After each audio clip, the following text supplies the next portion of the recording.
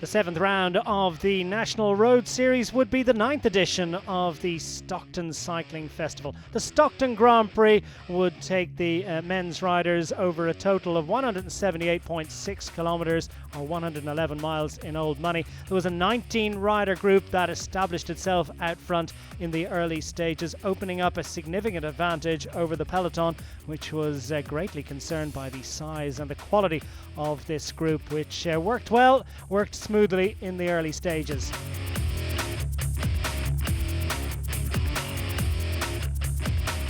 Matt Holmes, the overall series leader from Madison Genesis, was safely in the lead group as it was whittled down from that 19-rider group into a more manageable and a more concerted and ambitious group of 10 riders.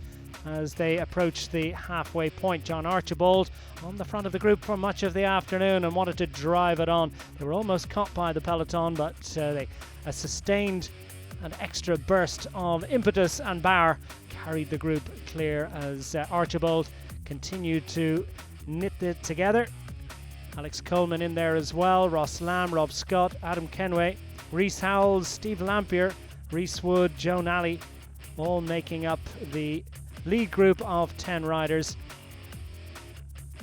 And Reece Wood, one of 3 members of the Wood family who are prominent in this event. Alex Coleman, the sole representative of Canyon DHB in the selection. And it was notable that the 10 riders out front represented 10 different teams. Powerhouse figure of Reece Howells from Richardson's Trek on the front as the group established a lead of 1 2/3 minutes. And at the back of that particular moment, Matt Holmes for Madison Genesis will have been satisfied with the opportunity to extend his advantage.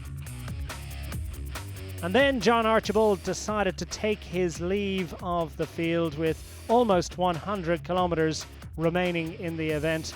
The powerhouse Scottish rider, the individual pursuit champion of Great Britain, who's been tearing up the world's tracks over the last couple of years, showing his prowess in racing solo against a group of 9 riders, which was working well together but seemingly could do nothing about the 28-year-old from Edinburgh.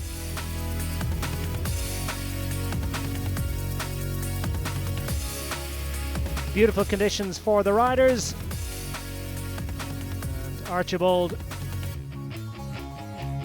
clearly in no mind to wait for any other riders. A little look over his shoulder on occasion throughout the afternoon, but that was about it. His entire focus on making it back through to the finishing circuits.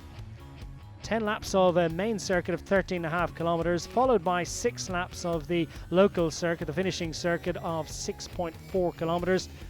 And those 2 circuits connected by 5 kilometres. Into the final kilometre and almost 100 kilometres out front, and Archibald was on the verge of being caught.